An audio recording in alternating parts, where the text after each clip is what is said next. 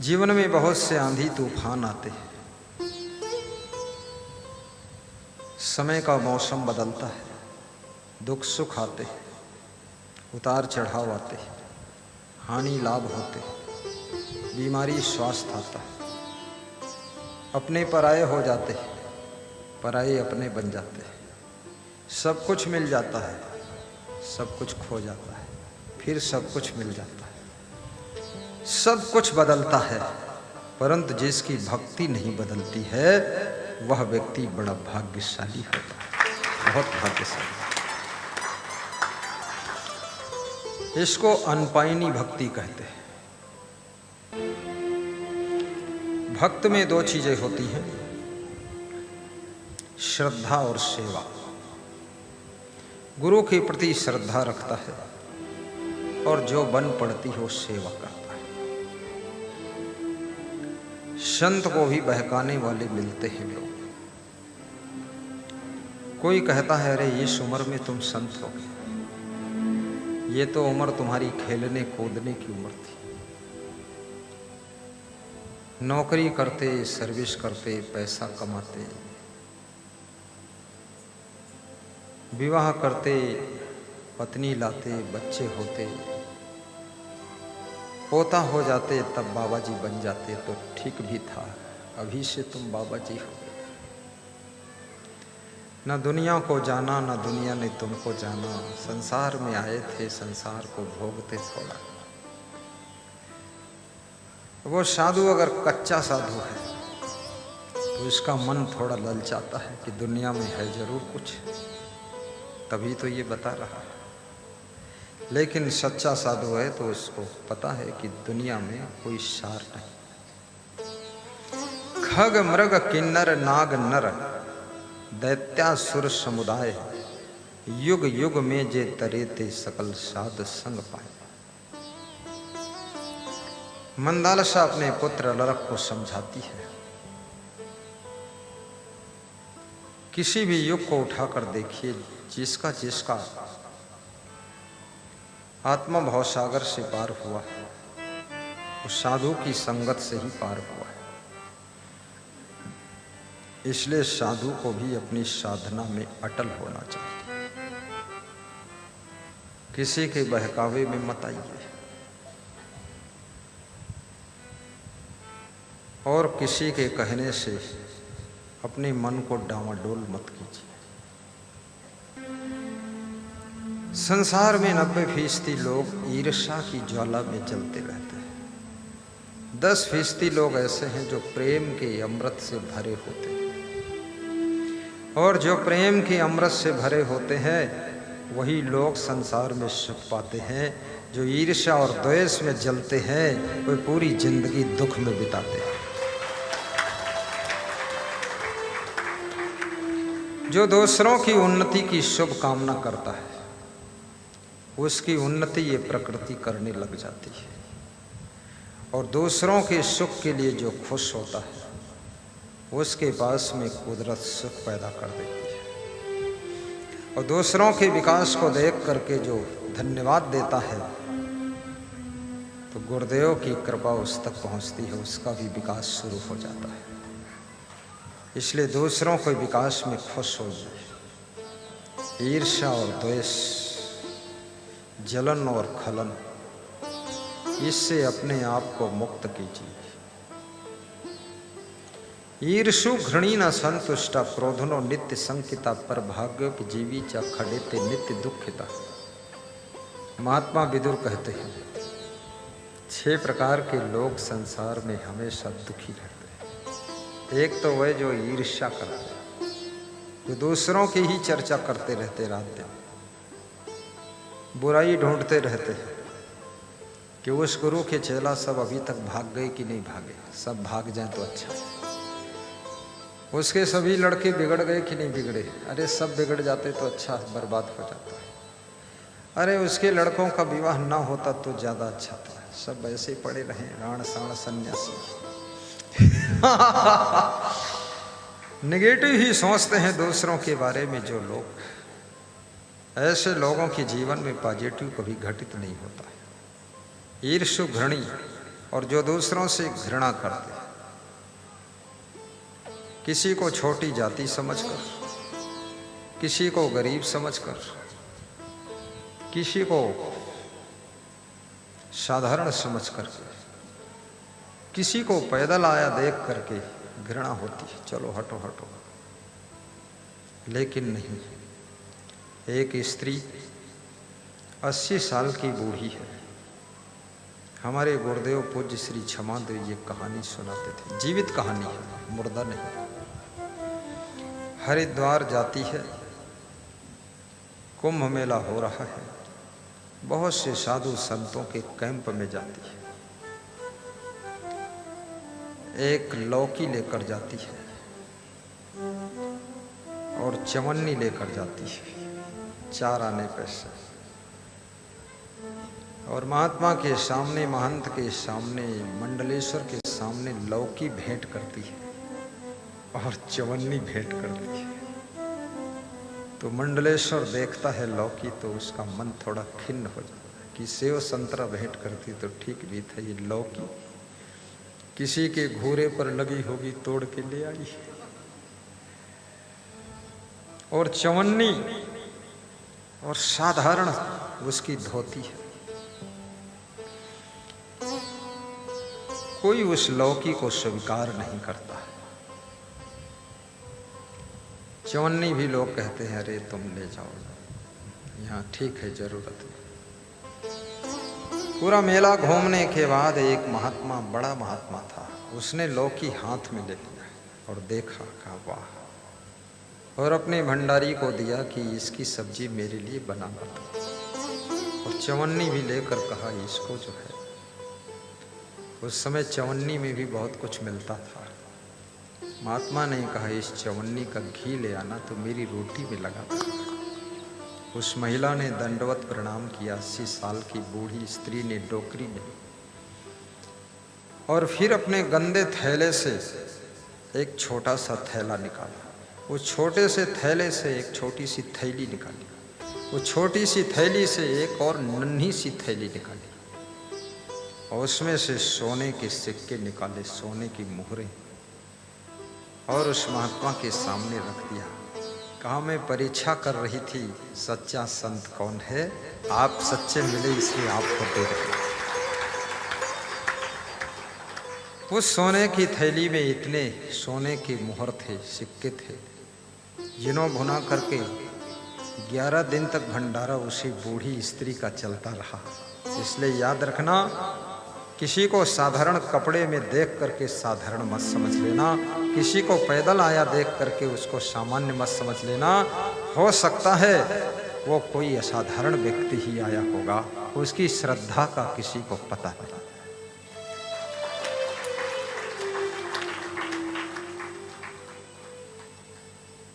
न संतुष्टा, तीसरी चीज जिसको कभी संतुष्टि नहीं।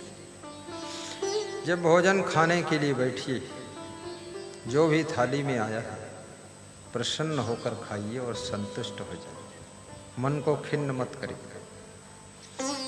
जिस घर में रहते हो जब सोने के लिए जाइए तो संतुष्ट होकर सो जाइए। मन में किरकिरापन नहीं रहना चाहिए, फिर सुख मिलेगा। जो कभी कहीं भी किसी चीज से संतुष्ट नहीं होता उसके मन का दुख कभी मिटता नहीं।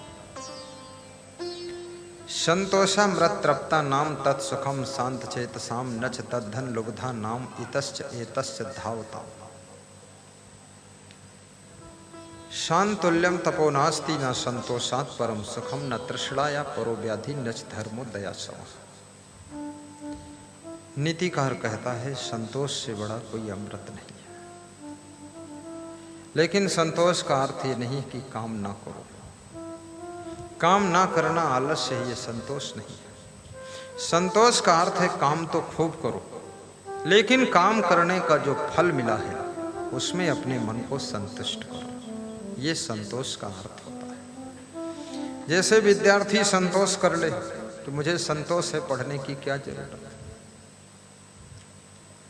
पुलिस और मिलिट्री में भर्ती होने वाला नौजवान संतोष कर ले कि हमें संतोष है तो हमने दौड़ने की क्या जरूरत, लंबी कूद की प्रैक्टिस की क्या जरूरत है। ऐसा नहीं, लंबी कूद की प्रैक्टिस कीजिए, दौड़ की भी प्रैक्टिस कीजिए, ऊंची कूद की प्रैक्टिस कीजिए और पढ़ने के लिए पूरा लगन से जुट जाइए। उसके बाद जो रिजल्ट आता है उसमें मश्क कराइए कि यही हमारी मेहनत का फल है। काम ना करने से पहले जो संतोष है वो संतोष नहीं है, संतोष के पीछे छिपा हुआ आलस्य है। काम करो, मेहनत करो, फिर जो फल मिला है उसमें संतोष करो। और ऐसा संतोष भी नहीं कि आपके पास घर नहीं हो कहते हो संतोष है, नहीं, घर बनाने के लिए प्रयास करो। आपके पास गाड़ी नहीं है कहते हो हमको पैदल में ही संतोष है, नहीं, गाड़ी लाने के लिए भी प्रयास करो। प्रयास करना तुम्हारा कर्म है और जो प्रयास का फल मिलता है वो संतोष है। ईर्षु घृणीन संतुष्टा क्रोधनो नित्य संकिता, जिनको बहुत क्रोध आता है। मैं पूरे भारत देश में भ्रमण किया हूँ, बिहार में और राजस्थान में और महाराष्ट्र में और हरियाणा में। लोगों को थोड़ा जल्दी क्रोध आ जाता है। क्यों? क्योंकि ये लोग मिर्चा ज्यादा खा लेते हैं। शरीर तत्वों से बना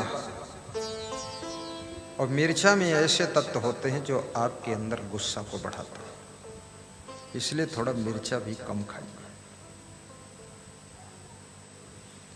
कितने लोग जो सब्जी दाल में मिर्चा पड़ा है वो तो पड़ा ही, अलग से भी 5 मिर्चा आधा फीट लंबे लेकर बैठते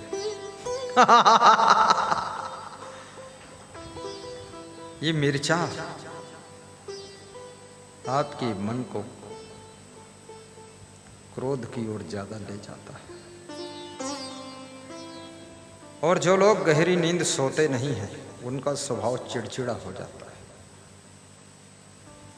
और जो लोग पूरी नींद नहीं लेते हैं उनका स्वभाव भी गुस्सैल हो जाता है। और जो लोग ज्यादा सोते हैं उनकी बुद्धि का स्मरण कम हो जाता है। अधिक सोने से बुद्धि के टिश्यू सुप्त अवस्था में ही पड़े रहते हैं। 8 घंटे से ज्यादा सोने के लिए चिकित्सा विज्ञान मना करता है और 6 घंटे से कम सोने के लिए चिकित्सा विज्ञान मना करता है। कम से कम 6 घंटे, अधिक से अधिक 8 घंटे। और बच्चों के लिए चिकित्सा विज्ञान ने कहा है बच्चों को 12 घंटे सोना चाहिए। और बूढ़ों के लिए चिकित्सा विज्ञान कहती है बुढ़ापे में भी 12 घंटा सोइए तो शुभ समाचार आएगा। लेकिन बूढ़े लोग 2 घंटा भी नहीं सोते, इसलिए बूढ़े लोग बड़बड़ाते रहते हैं, चिल्लाते रहते हैं, आधा पागल हो जाते हैं।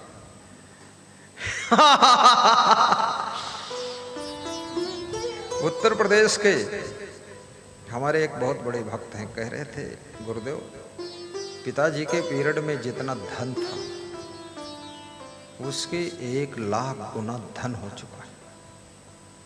पिताजी के पीरियड में एक कच्चा मकान था तो 5-6 पक्के बड़े बड़े मकान लखनऊ शहर में बन चुके। एक भी दुकान नहीं थी, अब 6-6 दुकानें हैं। लेकिन पिताजी को भयंकर क्रोध आ रहा, गुस्सा आ रही। मैंने कहा किसके ऊपर आ रही? बोले लड़के तो सब चले जाते हैं बिजनेस में, तो माताजी बचती हैं तो उन्हीं के ऊपर टूट पड़ते हैं। तो मेरी माँ बहुत परेशान है उनसे। तुम्हारे ज्यादा क्रोध करने से तुम्हारी पत्नी जीवन संगिनी भी परेशान हो सकती है। ज्यादा क्रोध करने से तुम्हारे बच्चे भी प्रताड़ित हो सकते हैं। और याद रखना 60 साल की उम्र के बाद आपकी पारी समाप्त हो चुकी है। अब यदि आप कार्य करते हैं तो ये कार्य आप कृपा करके कर रहे हैं। आपकी कृपा है बच्चों के ऊपर, परिवार के ऊपर कर रहे हैं। बाकी अब टेंशन लेने का हक नहीं। 60 साल तक बहुत ले लिया, टेंशन चिंता सब कर लिया। अब थोड़ा मन को फ्री करिए। अब तुम्हारे नौजवान बच्चों की पारी प्रारंभ हो चुकी है और पोतों की पारी प्रारंभ होने वाली है। अब थोड़ा जीवन का आनंद भी लीजिए, बहुत हैरान मत हो।